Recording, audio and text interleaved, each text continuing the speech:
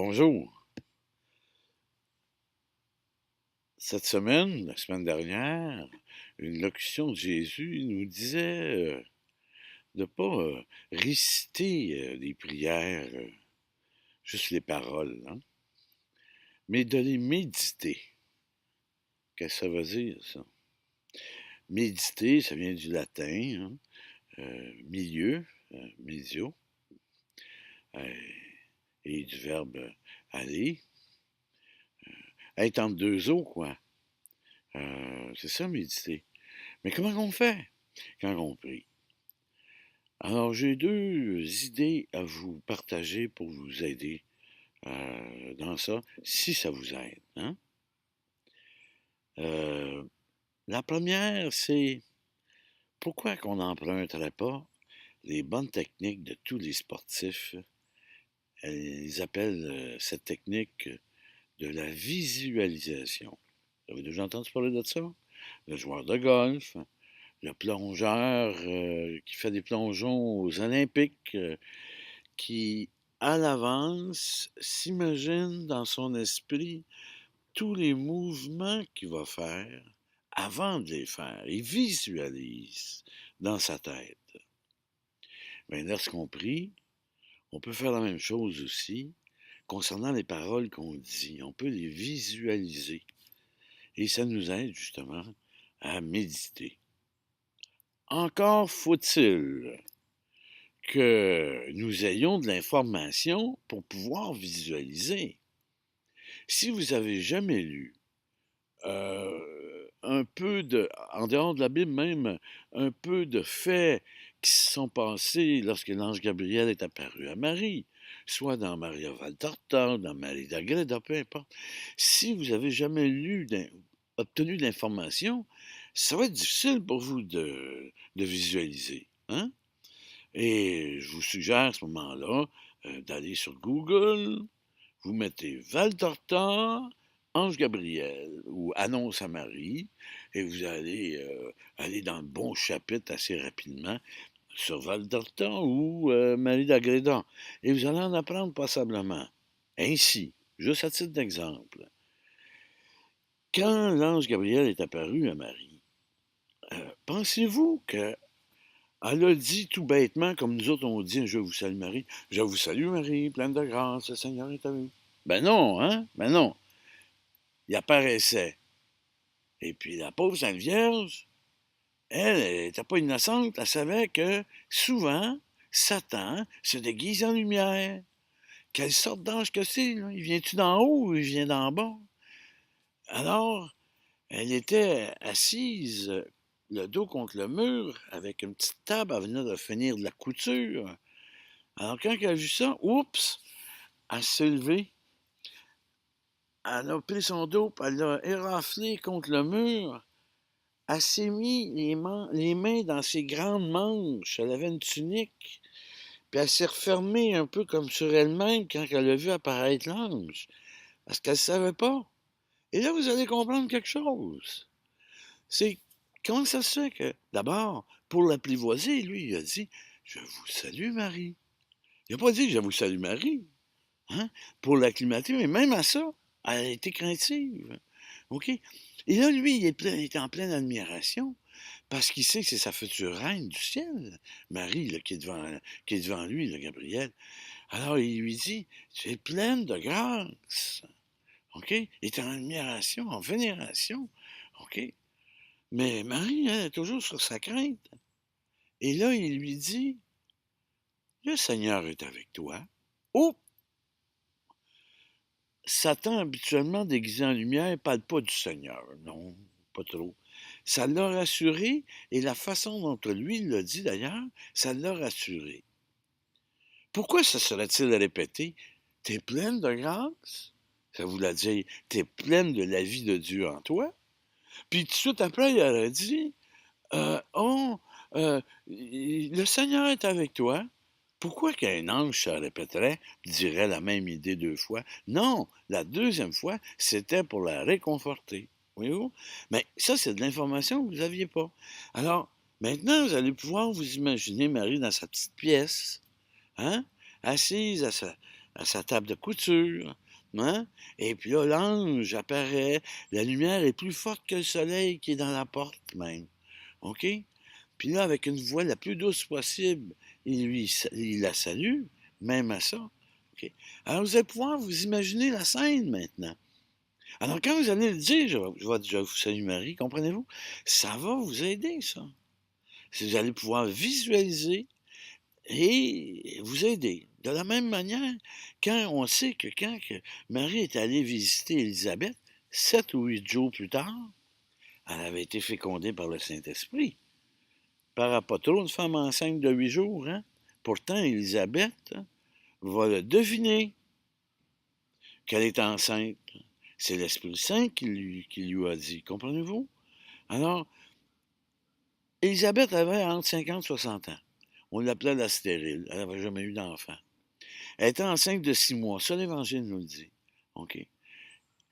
Son bébé n'avait jamais bougé. Vous autres, les femmes qui m'écoutez, là, après 6 mois, là, quand ton bébé n'a pas bougé, là, commences-tu à être inquiète un peu? Hein? Pensez-vous qu'Élisabeth est inquiète? Et on apprend de Marie d'Agreda, de mémoire, qu'elle était malade tout le temps, tout le temps, tout le temps, tout le temps, la pauvre Élisabeth. Elle était malade, son bébé ne bougeait pas, ça allait mal. Là, hein? Marie arrive, là, 250 kilomètres plus loin, okay? À pied, puis en mule, puis oui, non. Et arrive sur le balcon, Élisabeth sort, elle ne l'avait jamais vue depuis sa naissance, 14 ans et demi. N'oubliez pas, elle a 14 ans et demi, 15 ans, là, Marie, là, quand elle voit Élisabeth, là. OK. Et puis là, avec une étreinte, sur le balcon, au grand soleil, OK, son bébé bouge. Comprenez-vous? Comment qu'elle peut être folle, Élisabeth? Pensez-vous qu'il faut dire, là, je vous salue Marie, en disant, vous êtes pleine de grâce, le Seigneur est avec vous. Ah, vous êtes bénie entre toutes les femmes. Vous êtes bénie entre toutes les femmes, oui, oui. Ben non, pas ça. Élisabeth, là, quand son bébé a bougé, là, après 6 mois, là, puis qu'elle ne se sentait plus malade, là, elle dit, t'es bénie entre toutes les femmes. Et Jésus, le fruit de tes entrailles, l'Esprit Saint de l'anime, est béni après 8 jours. Ils sont sur le balcon. Pensez-vous qu'elle a eu le temps, Marie, de dire à sa cousine Élisabeth, je suis enceinte? Ben voyons donc, hein? Bon. Alors, elle est contente, Élisabeth. Elle exulte. Et pourquoi que nous autres, quand on prie, on visualise pas la scène, on se met pas à la place d'Élisabeth, puis on ne dit pas à Marie, t'es bénie entre toutes les femmes. Alors, remarquez, une femme entre 50 et 60 ans qui dit à une fille de 15 ans qu'elle est bénie entre toutes les femmes. Hein? Y avez-vous déjà pensé à ça? Bon. Alors, ça vous donne. Bon. Alors, on a les 2 premières scènes du Je vous salue Marie. La dernière scène, elle n'est pas dans la Bible, elle n'est pas nulle part. On demande à Marie, qui est la maman de Jésus, de Dieu, de prier pour nous, les pauvres pécheurs. On a besoin d'ailleurs. Hein? Mais quel est le meilleur endroit de lui demander de prier pour nous? C'est-tu aux noces de Cana? Ben non. Hein? Bon. Le meilleur endroit, c'est quand maman est au pied de la croix. Parce que son fils, son petit gars, hein, son petit gars qui est en train de mourir, là. Hein, une mère, hein, qui voit son fils comme ça, là, saigner, là, à blanc, hein, elle doit se dire, d'ailleurs elle l'a dit, y a-t-il plus grande douleur que celle que j'ai? Son petit gars qui est en train de mourir. Sauf qu'il meurt pour nous racheter de nos péchés. Alors, quand on demande à Maman Marie de parler à Jésus de nous autres, de prier pour nous autres, les pécheurs. Prier, c'est parler, hein? Quand on lui demande de parler à Jésus, ben on est mieux d'être au pied de la croix avec elle, hein? Parce que c'est là où Jésus est le plus efficace, OK, pour nous donner des grâces, OK, puis effacer nos péchés, dans la mesure où on s'en repent et on s'est confessé devant un prêtre, bien entendu. Alors, personnellement, en visualisant, je sais que dans ma rue d'Agreda, dans Val-Torta, je ne sais pas quoi, Maman Marie n'était pas à genoux à la croix, elle était debout. Pourquoi? Pauvre Jésus, il avait de la misère à parler, il était tout étranglé comme ça, la cage thoracique toute prise, quasiment pas de souffle, il parlait pas fort, alors elle était debout pour boire toutes ses paroles, hein? Alors je m'imagine debout à côté de Marie, bon, épaule contre épaule, là, OK? Puis là, je me tourne un peu, puis dans mon «Je vous salue Marie», puis je lui dis: «Maman, prie pour nous les pécheurs», hein? Et ensemble, elle n'arrête pas, elle m'écoute, mais elle n'arrête pas de regarder son fils sans croix dans ma visualisation.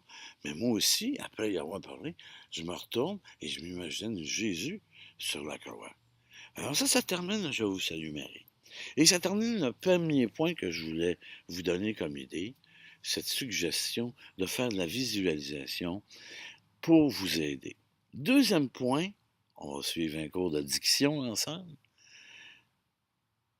L'intonation. L'intonation.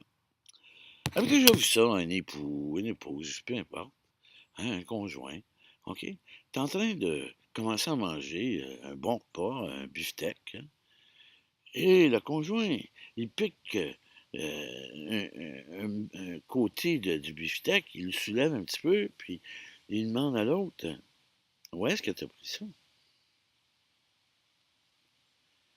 Où est-ce que t'as pris ça?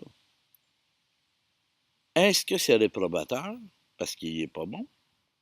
Ou est-ce un compliment parce qu'il est excellent et ça faisait longtemps qu'il n'en avait pas mangé? Le ton fait la différence. Où est-ce que tu as pris ça? Ou où est-ce que tu as pris ça? Si on visualise bien les scènes, le ton va suivre aussi. Comprenez-vous? Le ton va suivre.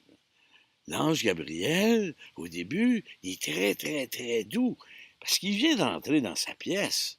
On rentre pas avec des grosses bottes dans une pièce d'un étranger, de quelqu'un d'autre, hein? Bon. Hein, faut se faire accepter, faut... Bon.